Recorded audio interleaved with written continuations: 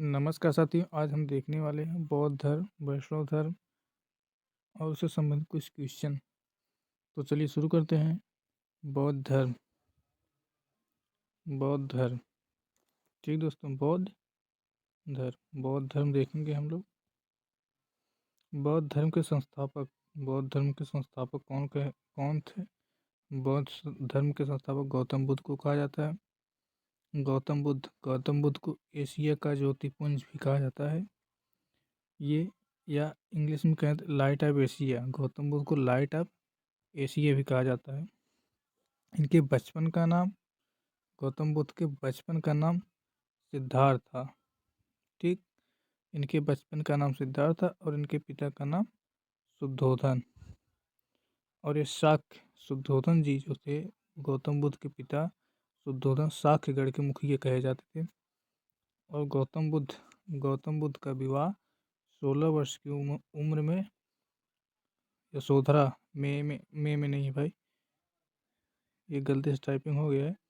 गौतम बुद्ध का विवाह 16 वर्ष की उम्र में यशोधरा से हुआ था और इनके पुत्र का नाम राहुल था। गौतम बुद्ध के पुत्र का नाम क्या था? राहुल था। चलिए अब अगली स्लाइड में देखते हैं। अगली स्लाइड में दिया गया है गौतम बुद्ध का नाम राहुल था, वहाँ तक हो गया। अब आगे देखते हैं।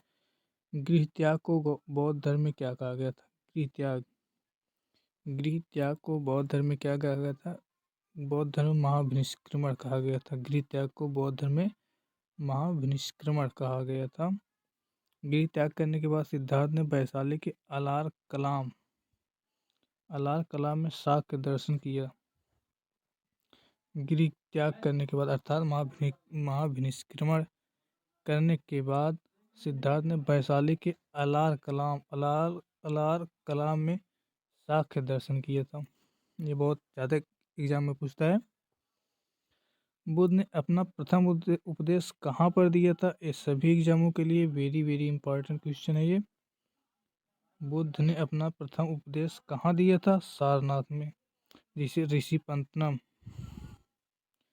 सारनाथ या ऋषिपत्तनम के नाम से जानते हैं, जिसे धर्मचक्र प्रवर्तन कहा जाता था। बौद्ध धर्म में धर्मचक्र प्रवर्तन कहा जाता। बुद्ध ने अपना प्रथम उपदेश सारनाथ के श्री ऋषिपंतम में दिया था, जिसे धर्मचक्र प्रवर्तन कहा जाता है बौद्ध धर्म में।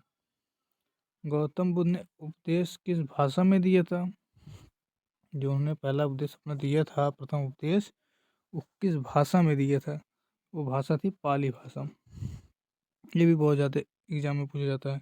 गौतम बुद्ध ने अपना पहला उपदेश किस भाषा में दिया था? वो क्या हो जाएगा साथियों? पाली भाषा। चलिए अगली स्लाइड देखते हैं।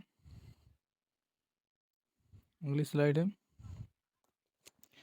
बौद्ध धर्म में शरीर का त्याग या मृत्यु को क्या कहा जाता है? महापरिनिर्वाण कहा जाता था बौद्ध धर्म में शरीर का त्याग या मृत्यु।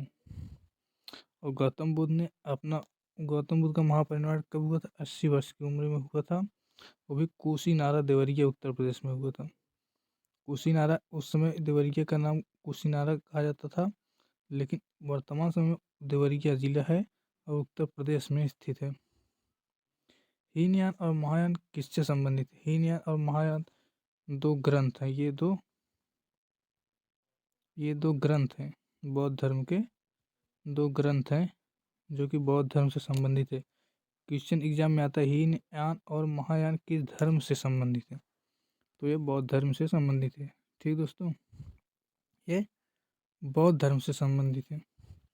आगे देखते हैं फिर अगली स्लाइड। बौद्ध धर्म से खत्म हो गया भाई। अब हम लोग देखेंगे शैव धर्म। शैव धर्म किसे कहते थे? किस वेद में इसका वर्णन किया गया है? इन सबको हम देखेंगे। चलो देखते हैं।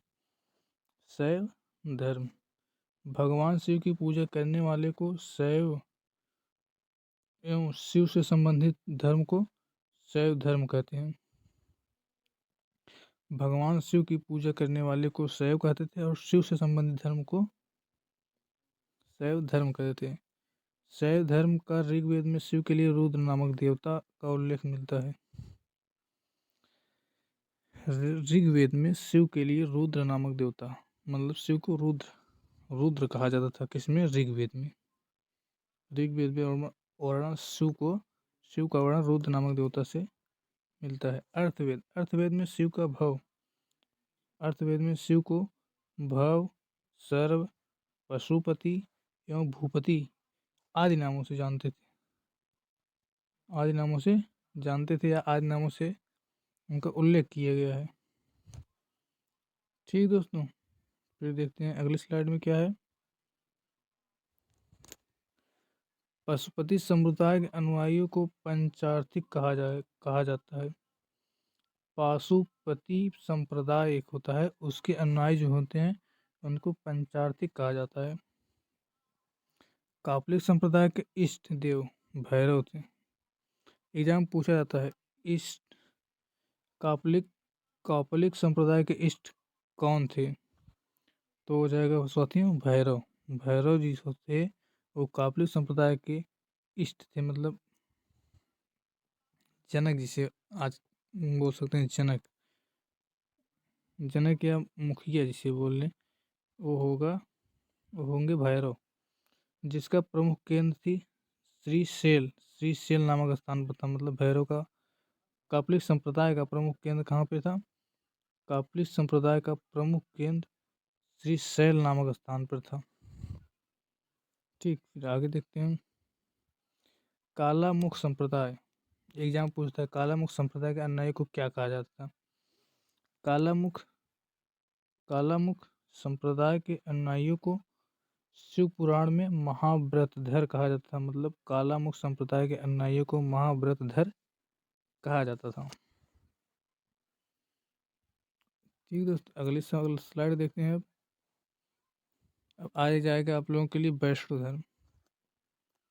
वैष्णो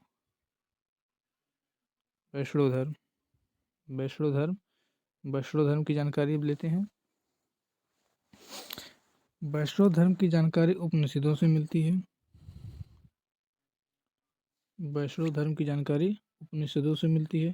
वैष्णो धर्म का विकास भगवत धर्म से हुआ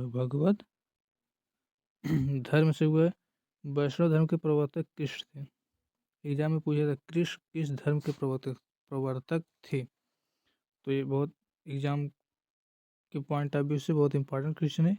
वैष्णव धर्म के प्रवर्तक कृष्ण भगवान थे, जो वृषण कबीले के थे। ये भी आता है एग्जाम में, वो किस कबीले थे? कृष्ण जो थे वो किस कबीले के थे? वो वृषण कबीले के थे, जिनका निवास स्थान मथुरा था। कृष्ण का निवास स्थान मथुरा था, लगभग सभी साथी जानते हैं। कृष्ण का उल्लेख सर्वप्रथम छांगोदय उपनिषद से देवकी पुत्र एवं अंगिरस के शिष्य के रूप में हुआ था। मतलब कृष्ण का उल्लेख सर्वप्रथम छांगोदय उपनिषद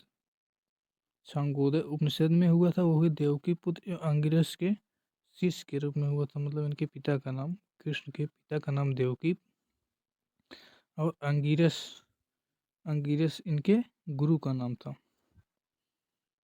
ठीक, अब अगली स्लाइड देखते हैं, उसमें क्या है। बस साथियों